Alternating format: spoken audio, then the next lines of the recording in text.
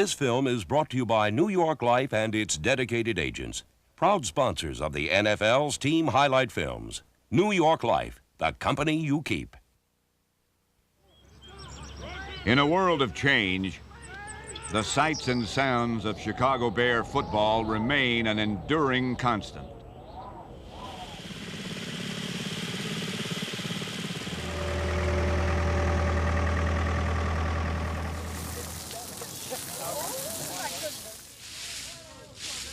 Make sure the assignments. Now, if we're sliding your way, you got to go to the outside. You know who you got, the outside guy. I don't care if it's a linebacker or not, you got him.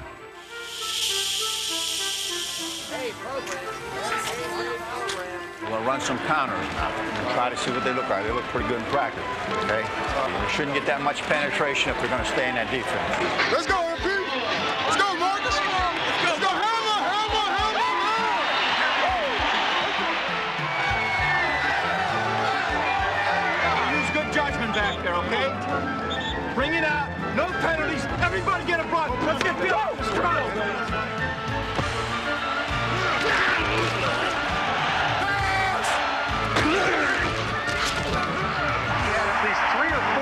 Moves he put on tacklers downfield. Browns in motion to the right here. The handoff. Green leaps for touchdown.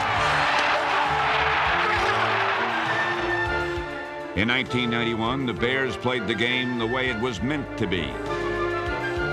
Single wing simple, leather helmet tough.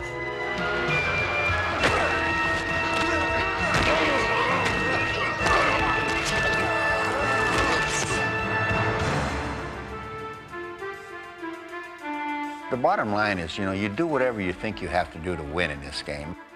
I think it's will, conviction. It's all the things that really make you what you are.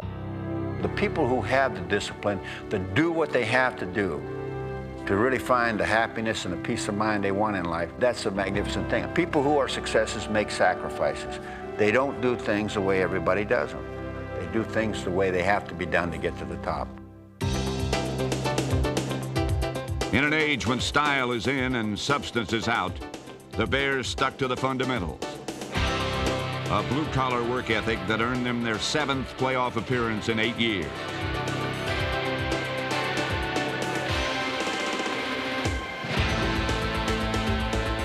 Chicago and Dallas waged war. And in his first postseason game ever, Jim Harbaugh led the battle.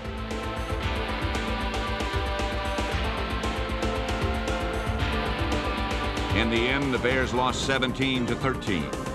But in a city that loves a good fight and the guy who finishes it, Chicago could still hoist the team up on its broad shoulders and be proud. 1992 promises to be another wild ride, and fans will be out there again to bear down with the Bears.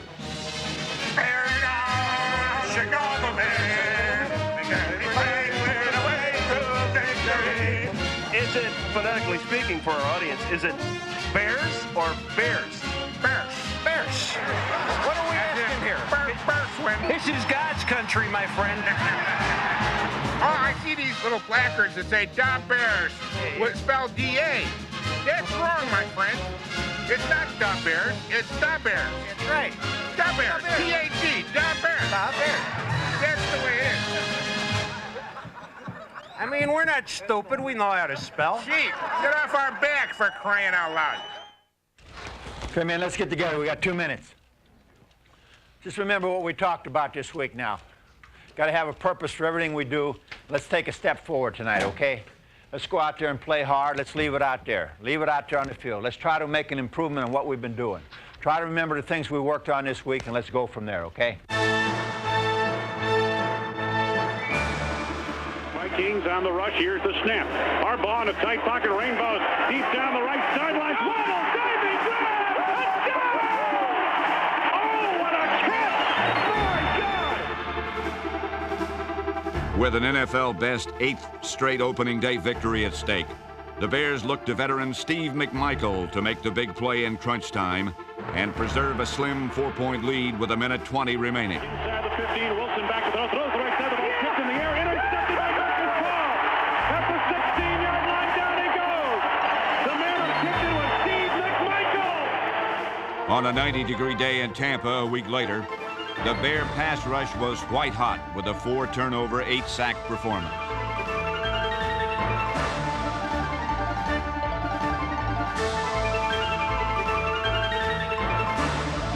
Three clutch plays made Chicago a 1-point winner on the road. It's the snap from Hilgenberg, gives to Anderson. Anderson off left guard, cuts it back to the right to the 5, to the end zone. Touchdown! Harbaugh looks downfield, drills it over the middle. Touchdown, Anderson! Harbaugh play action to Rouse back to throw. He heaves it deep down the left side, going for it. His wide receiver. Davis, touchdown, Bears! The Bears were 2-0. But on the horizon, an eye-to-eye showdown with the defending world champions. Look around here. Look each other in the eye. Make sure you're able to do that when this game's over. Hey, it's us, man! Receivers left and right. Harbaugh fakes the handoff, rolls right. Now stops and winds up. Rainbow's the right side. Window Davis over the shoulder. Catches the football. He's going to go all the way. 10-5. Touchdown! With images of the Luckmans and Tittles and the Butkuses and Huffs serving as a backdrop, the Bears and Giants dueled in another classic. Glenn Kozlowski and the special teams pinned New York deep. And when the Giants knocked on the door, the monsters of the Midway slammed it shut with a stalwart goal line stand.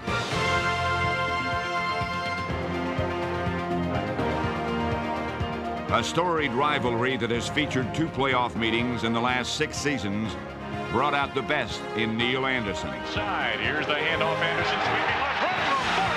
Come on, Neil. Left sidelines. 20, 15, 10 to the 5. Dive to the pylon. No, he's out of bounds at the 5-yard line. We have a reversal. Yeah.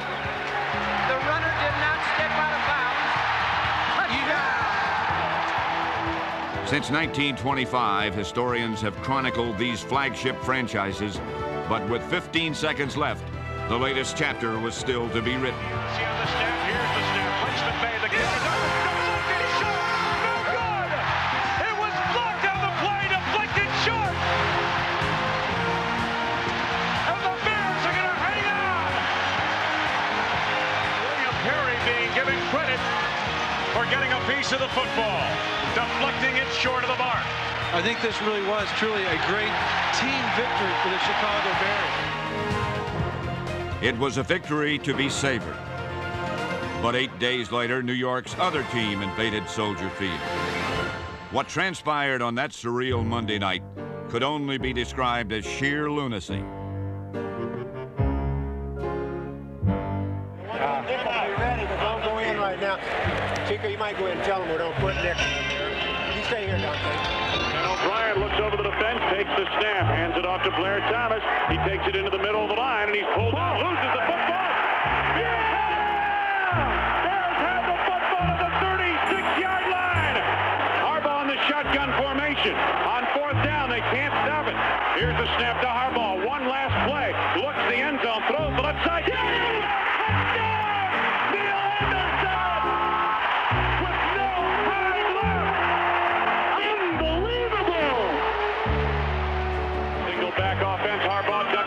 Center now on 2nd down, fakes the handoff to Anderson, back to throw, rolling right. Harbaugh throws it right side. He's got Campbell to the end. Bears win. The Bears may not have scored a touchdown yet. They're going to check the spot of the ball. It's going to be 1st and goal at the 1-inch line. Now go for it, go, Jim, go. 33 seconds to go in overtime.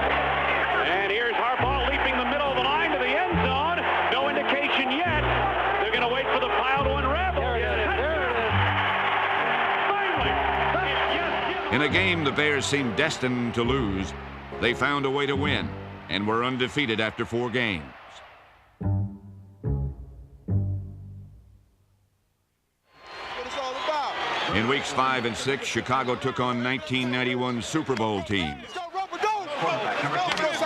The AFC champion Buffalo Bills and the eventual world champion Washington Redskins, the stiffest of back-to-back tests.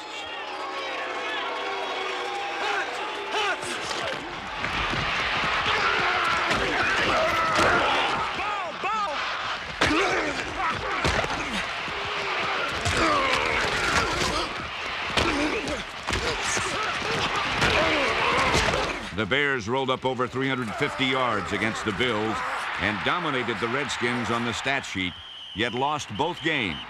It was time to regroup. You do what you have to do to win. If it's basic football, if it's running the ball, if it's controlling the clock, if it's short passes, that's what you do. Ultimately, you're going to win because you play good defense, smart special teams, and you don't turn the football over. So, you know, they can play this game for 2,000 more years, and that's still going to be basic stuff. You still have to do certain things. Like swarming to the ball. Like sacking the passer. Like stuffing the run. Team football. It's forcing turnovers and racing madly downfield on special teams to swing the hammer.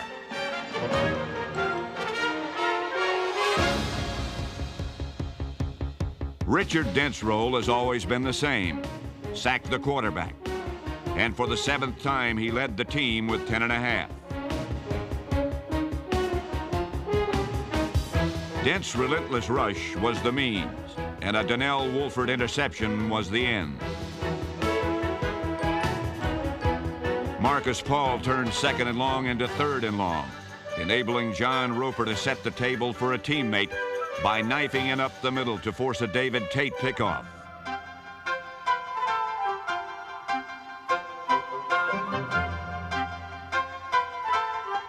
'90 Defensive Rookie of the Year Mark Carrier was rarely tested, and with good reason. A big lick by Tim Ryan or Trace Armstrong meant for an easy pick for Lim Stenson. Whatever it took, a pass from punter Maury Buford or a catch by linebacker Ron Rivera. Ron Cox was pleased to do the stripping, John Mangum the recovery, and all Mike Singletary did was lead the team in tackles, making the Pro Bowl for the 9th straight time. Jim Morrissey chipped in with a theft off former mate Mike Tomczak. Fourth-year hitter Dante Jones left his calling card, while veteran Steve McMichael left so many, he had to open a new deck in perhaps his finest season.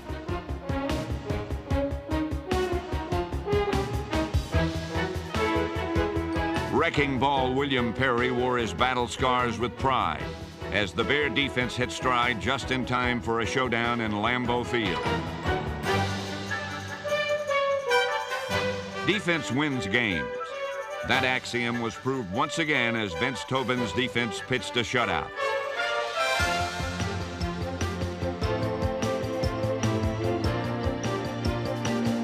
James Williams and All-Pro Sean Gale did much of the hitting, and a lone TD pass from Harbaugh to James Thornton was more than enough. Harbaugh back to throw. Harbaugh drills the right side. Touchdown, Jim Thornton! The Bears were 5-2, and a 5-game win streak was launched. Way down yonder in New Orleans, the Saints were thinking perfection and revenge. They were undefeated and determined to extend their remarkable streak against the team that beat them in the playoffs last season. It was high drama with high stakes in the Superdome. Harbaugh takes, hands it off to Mustard, bouncing left to the outside. Mustard makes the turn to the fire to the end zone. Touchdown! It wouldn't be easy. It never is. The Bears wouldn't have it any other way. They trailed deep into the 4th quarter. Saints fans were dreaming of 8-0, while Jim Harbaugh was in a 3-and-out nightmare. Chicago needed a spark, and it came from William Perry, who flattened Dalton Hilliard to force a punt. Down by 4, Jim Harbaugh seized the moment. Frustrated for the first 58 minutes, he was brilliant in the last 2, proving that winning quarterbacks aren't great all the time. They're just great when they have to be. The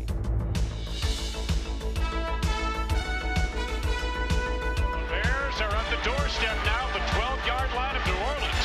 Jim Harbaugh has thrown 2 pretty nice passes for a guy who's had the worst day of his career.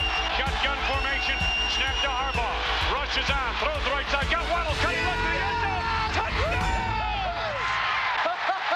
Yes! Oh, wow.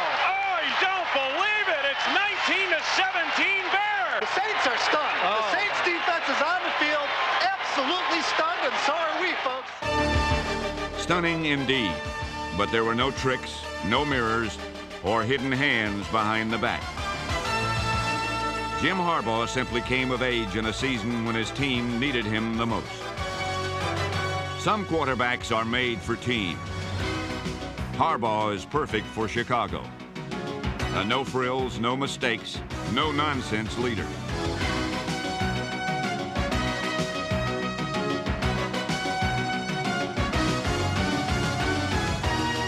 He attempted and completed the most passes ever in club history, despite losing receiver Ron Morris for most of the season. But when Morris was hurt, others like Dennis Gentry were eager to pick up the baton. Bear tight ends are block first, catch second brawlers. And with the retirement of Cap Bozo, James Thornton and young Keith Jennings will carry on the tradition. In Neil Anderson and Brad Muster, the Bears possess a 1-2 punch of quickness and power that is the envy of many. Injuries sidelined both, yet the talented tandem still combined for 16 touchdowns.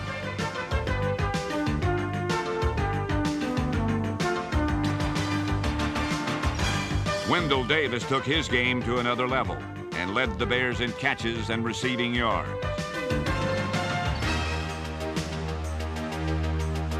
But of all the Bears, none fought harder than those up front. Without Jim Covert, Stan Thomas, John Wojciechowski, Ron Mattis, and Mark Bortz reached deep to shore up the left side. Guards Jerry Fontenot and Tom Thayer cut down the timber. Durable Keith Van Horn was strong as ever in his 11th year. And center Jay Hilgenberg snapped his way to his 7th straight Pro Bowl. If the Bears' front line was a powerful locomotive, then scrappy pass catcher Tom Waddle was their little engine that could. Waddle has been cut more times than the fairways at Augusta. And like a dandelion on the 18th green, he seems out of place. Week after week, he made the key catch, only to get mowed down again.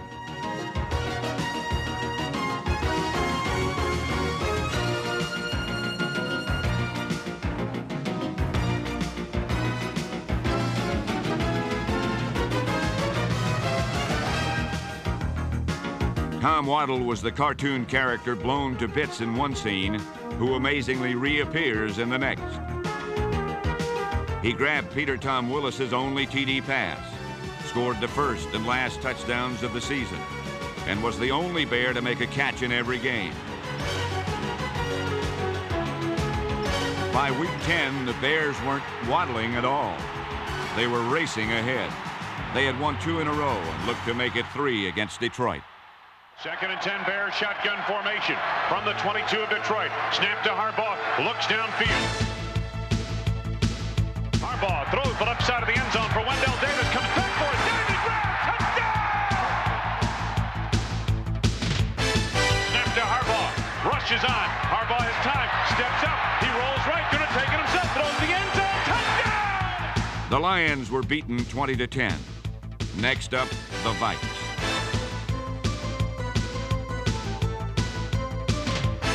A Harbaugh to Anthony Morgan touchdown pass and a season-long 50-yarder from Kevin Butler ignited a 34-17 rout and Chicago's 4th straight win. 2nd down. Here's the toss to Anderson, sweeping left, cuts it back right. Big hole.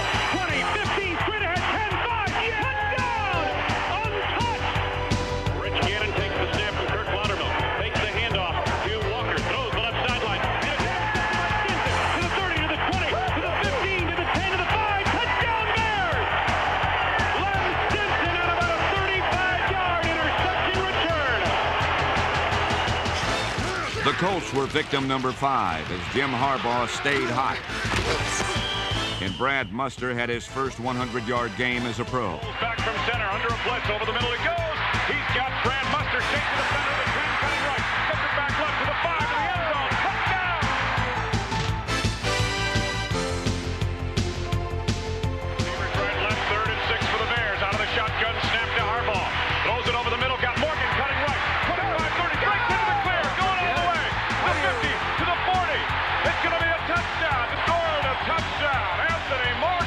Adios, amigos. 84-yard gallop. The Bears were 9-2 and playing their finest football of the season.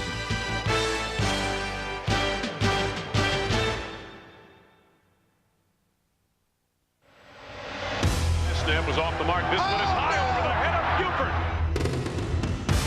Fate can change as quickly as the snow-filled winds off Lake Michigan.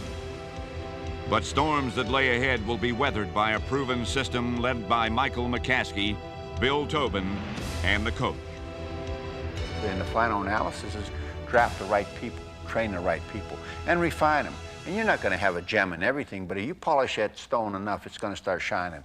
So, you know, that's what we try to do. We believe in our system enough to draft the right kind of people, character-wise, and then we polish the stone pretty good. And if it's rough, then you hit it with a hammer. You got to knock the edges off. As a Hall of Famer and 10-year head coach, Mike Ditka was on the edge of yet another milestone. Harbaugh's second down call. He takes toss Muster, sweeping right, student body right. Muster cuts it back to the 5 to the end zone. Touchdown! On December 8th, the Bears crushed the Packers, giving Iron Mike his landmark 100th regular season victory. Jim Harbaugh ducks in under Jay Hilgenberg. Packers in a blitz. Harbaugh back to throw. Bears pick up the blitz. Rainbows the right side. Davis in the end zone. Makes a leaping adjustment and makes the catch for the touchdown! The final win of the season was vintage Bears. Chicago ran the ball, ate up the clock, and shut out the Bucks, 27-0.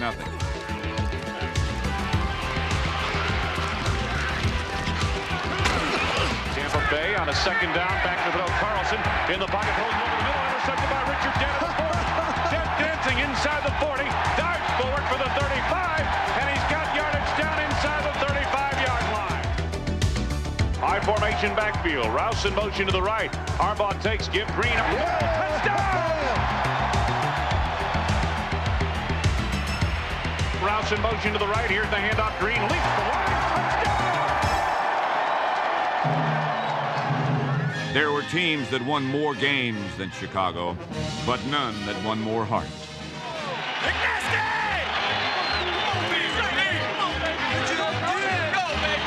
11 victories and a playoff spot. The Bears will be back in '92 armed with their loyal fans. We'll never forget the way you drilled the nation with your T formation.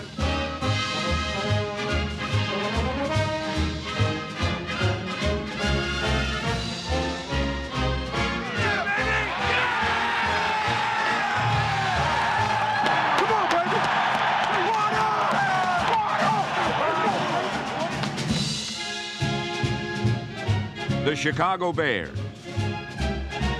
the navy blue and burnt orange, the monsters of the Midway, Chicago's pride and joy for 72 years. They're a team known as, well, you know. A certain team known as... We do not need a rap song, my friend. We have the greatest song ever penned.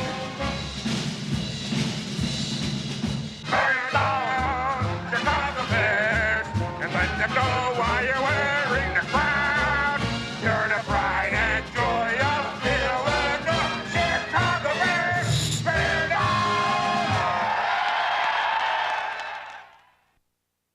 Hi, I'm Steve Sable. In 1992, the Chicago Bears will seek their 8th trip to the playoffs in the last 9 years. For a team coming off an 11-win season, the playoffs are a very real possibility. How far they will go, however, well, that raises many questions. Is Mike Ditka too rigid? Is the offense too predictable? Is Neil Anderson on the downside? And the most often asked question, will the fridge ever stop eating? Well, we'll examine these questions and much more in this preview of the 1992 Chicago Bears. Let's go, Chick. Let's get it going, baby. In order for Chicago to recapture the division title and advance deep into the playoffs, Mike Ditka must continue to bring unpredictability to his offensive game plan. The coaches who can change, who become too rigid, who stay with a game plan that's really not going to work, you get beat. We're guilty of it too. I mean, we do the same thing at times. But we try to make adjustments, and I think that's the key thing. How well do you adjust in the heat of the battle? Last season, Ditka proved he was more than a rigid dictator bent on running the ball, as Jim Harbaugh set club passing records in a year where the Bears actually passed more than they ran. When the winds off Lake Michigan wreak havoc or receivers are covered, Harbaugh has the escapability to take off and steal a first down or two. To be sure, he's not the consummate pocket passer yet, but he's a proven leader who somehow manages to move the chains. In 1992, second-year running back Darren Lewis, number 33, will be counted on to contribute more. And if the Bears are to truly contend, they must put the ball into the hands of Wendell Davis 8 to 10 times a game. Davis fell just short of 1,000 yards receiving last season, and many feel he's an underused potential All-Pro. As well, the Bears would love to see speedster Anthony Morgan, number 81, win a starting receiver spot and become their big play home run hitter.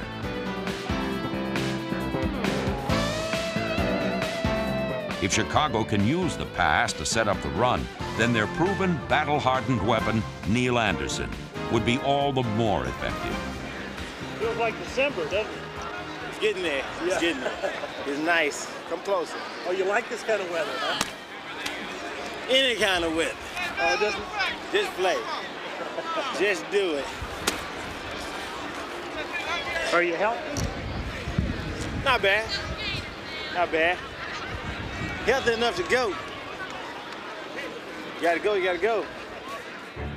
For the first time in 4 years, Anderson was injured and failed to rush for 1,000 yards.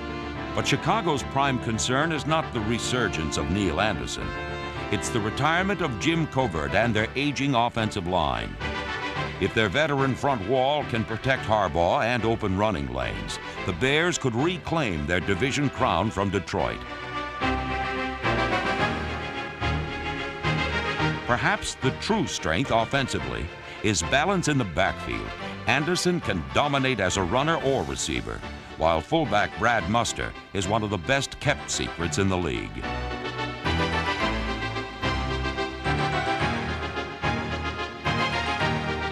His blocks, runs, and catches keep drives alive. And inside the 5, Muster is the man. Nobody loafing. Everybody going full speed. Let's try to knock it out of it. Let's get a turnover right off the button. Come on. Causing turnovers and leading by example are Mike Singletary trademarks. The perennial All-Pro might make the '92 season his last. And the Bears are well aware that Iron Man Steve McMichael is near the end as well. Next year's monsters of the Midway face a twofold proposition. First, how well will old workhorses like Singletary, McMichael, Sean Gale, and pass rushing specialist Richard Dent play? Second, will young defenders like defensive end Trace Armstrong be able to take their game up a notch next season? In 1991, the Bears ranked a respectable 4th defensively in the conference. And if linebacker John Roper, number 55, becomes a bit more Derek Thomas-like, Chicago will improve dramatically. Ditka has nearly had it with the belly of the beast, William Perry. And if he decides to put the fridge in the deep freeze, Chris Zorich will have to step in and be a solid run stuffer. In former Defensive Rookie of the Year Mark Carrier, the Bears boast one of the best young safeties in the league, and he'll have to be a team leader in 1992. But in the end, just how far Chicago goes will depend on their ability to beat the good teams. Last season, Buffalo, Miami, San Francisco, and Washington all beat the Bears. But if Iron Mike can mix age and youth on defense and create a blend of run and pass on offense, Chicago may be division champs and perhaps much more. Today, many fans are too young to remember the Chicago Bears of the 1950s. Historians could claim, with some validity, that the Bears of that era would make today's team looked timid. Now, it's not that the old-timers were any better than today's Bears, but you'd be hard-pressed to find a tougher, more hard-hitting crew than the post-war edition of the Monsters of the Midway. Men like Ed Sprinkle, Doug Atkins, Bill George, Ed Meadows. These were guys that made a hair stand on the back of your neck. And these guys terrorized an entire league. And you'll rarely see anybody on a football field as wild and as reckless as the Chicago Bears of the 1950s. Chicago of the 1950s was true to its literary image. A rough, brawling town of hardball politics, mean streets, and the toughest team in football, the Chicago Bears. George Halas coached a club that played by its own rules. Win or lose, the Bears' opposition would be black and blue when the final gun sounded.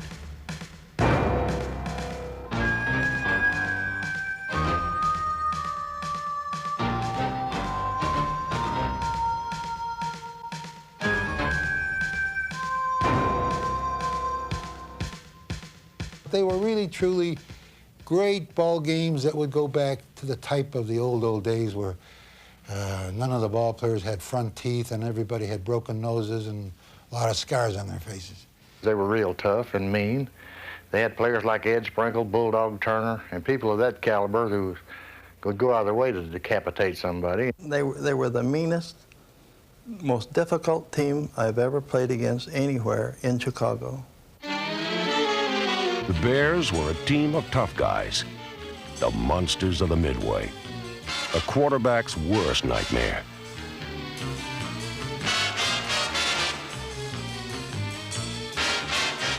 Against the Bears, I said the only way to beat them is just to hit them harder on the first play and put the fear of God and the fear of Walsh into them right off the bat, or whatever your name is.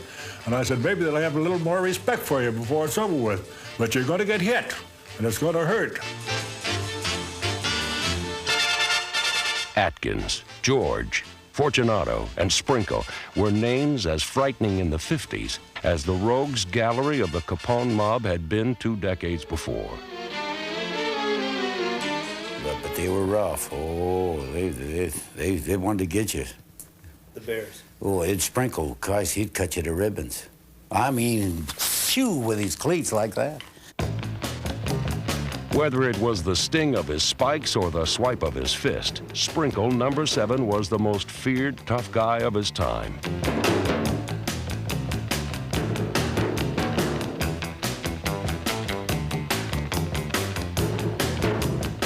The Bears came in all shapes and sizes, usually extra large. One man who could blot out the sun was tackle George Connor. There's a cute story about George Connor at 240 pounds, 6'4". He was an incubator baby. He weighed 2 pounds, 12 ounces. And I told my father-in-law that story one time, and I says, you know, he was 2 pounds, 12 ounces, and they had to put him in an incubator. And he had looked at George, and he says, evidently they kept him in too long. People that carried the ball and handled it would be wearing the large plastic face mask. So it's the first time I'd ever worn one. And George Connor spotted me, gave me a real good shot, and broke that plastic bar and knocked 4 teeth out and broke my nose. That's why I don't look particularly good anymore. But I was always respected the Chicago Bears. Respected? Yes. Liked? Not a chance. The Bears never missed an opportunity to get in the last word or the last hit.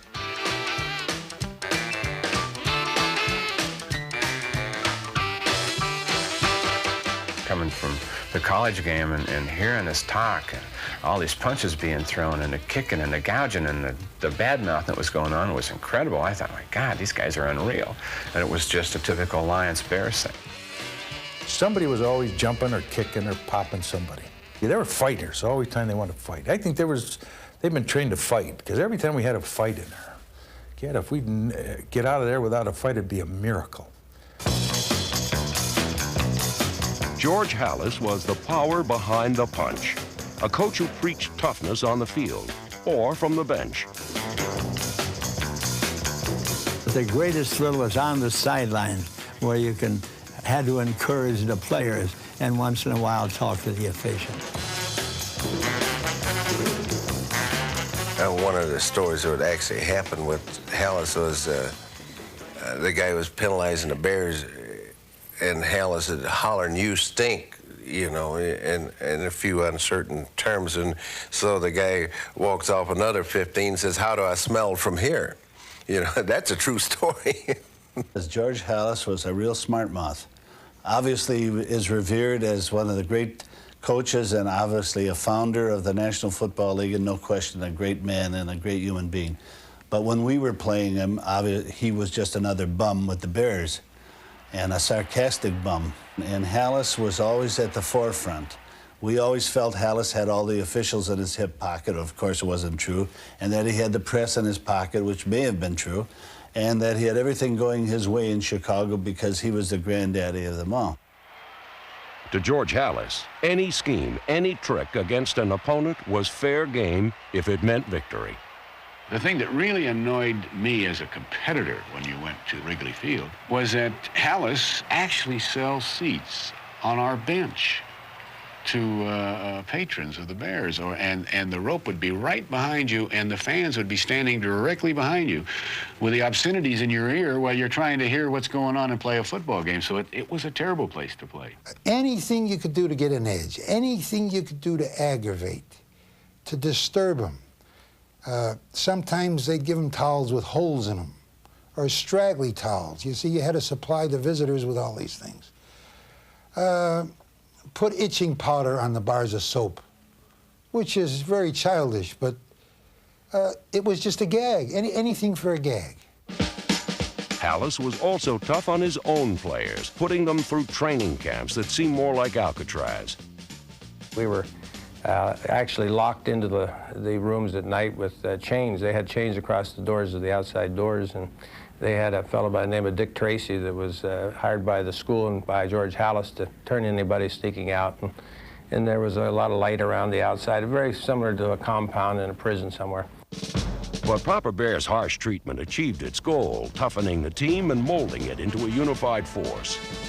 We were set off by ourselves 100 miles from anywhere, so we were there, and we got to know each other extremely well during those 8 weeks of training camp. They were great guys. I think the difference is the fact that we lived so close together. But we were not financially so independent that we could afford to live too far apart. When we were out of town, they kind of grouped together for their own protection somewhat, and we shared a lot together. The team that lived together hit together. And no one hit harder in the 50s than the monsters of the Midway. They were the Windy City's tough guys, bruising brutes from the days when the Chicago Bears were truly grisly. Over the years, no team has fielded a more talented array of runners than the Chicago Bears. There was the legendary Red Grange, George McAfee, Willie the Wisp Gallimore, Rick Caceres, all-time rushing leader Walter Payton, and today, Neil Anderson. But of all the great Bear running backs, none was as electrifying as Gale Sayers. For 6 years, Sayers mixed magic into the general despair of Chicago autumns.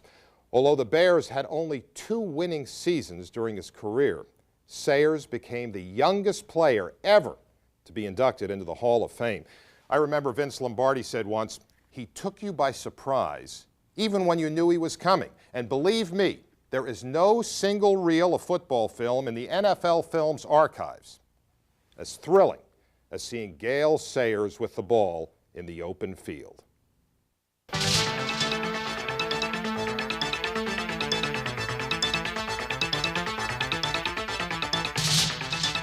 Gale Sayers, number 40, exploded into the NFL in 1965. By the end of that season, he had scored 22 touchdowns, more than any player in the history of the NFL.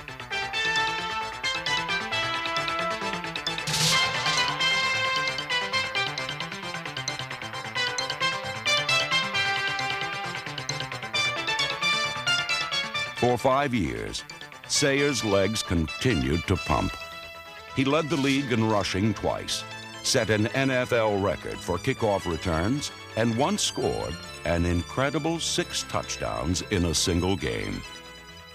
He's the only guy I think that could be running, stop on a dime, tell you whether it's head to tail, and not even break stride. What we remember about Gale Sayers are not certain games or plays. We remember the moves. Each one an original. Never seen before, never seen again.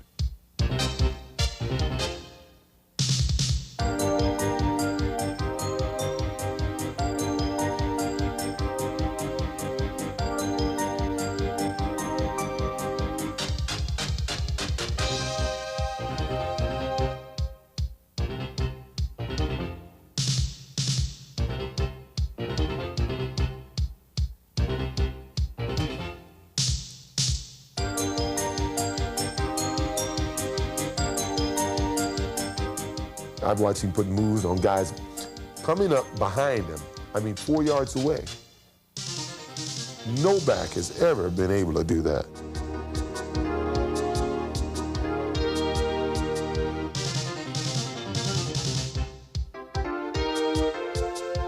I had great peripheral vision. There's no doubt about that. I could see everybody on the field. And so I knew where to run, where to cut. In the same way, I had a feel for where people were, because I know many times, many runs, when I look at films, there'd be a fellow coming from my blind side, and no way I could see him, but I could feel him. And he gave me a fake like this here, and my body went one way, my mind went the other way, and something happens to your motor when that happens. It's hard to explain. But my legs went limp, and I had nothing left. But the only problem he made was he went one too many fakes and came right back into me, and I hit him and knocked him down. He said, "Nice tackle, Floyd." And I want to say, I couldn't even tackle if I wanted to. You ran into me.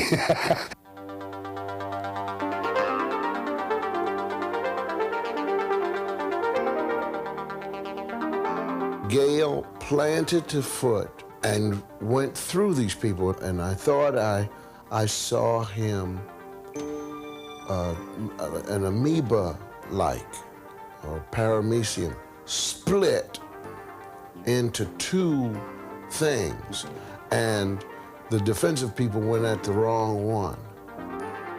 Sayers' style, while beautiful, was deadly. In 1968, the dangers he so deftly sidestepped caught up to him. They say that once you get a knee injury, you should think about quitting, because a running back very rarely comes back from the type of knee injury that I had. But quitting, I wanted to prove that one could come back from a serious knee injury within a year. They say so many times, well, it takes 2 years, it takes 3 years to come back. I want to prove that you could come back, and as I said, I had one of the worst knee injuries ever. The next year, I think Gale Sayers came up with maybe the best performance of his entire life.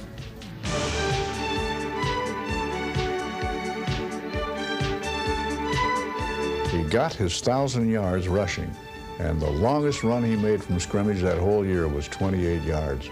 But he was determined to get that 1,000 yards, to do that job, and instead of being able to run around everybody, he just had to do it the hard way, inside end, and he did it.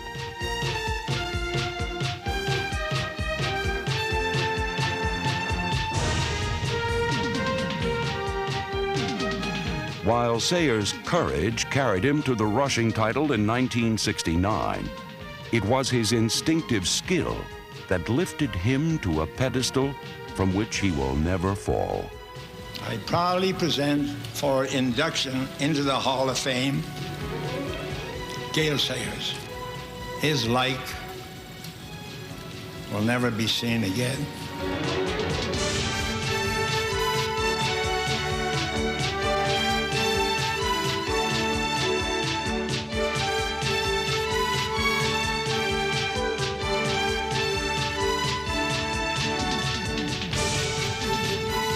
Gale Sayers' NFL career consisted of only 68 games.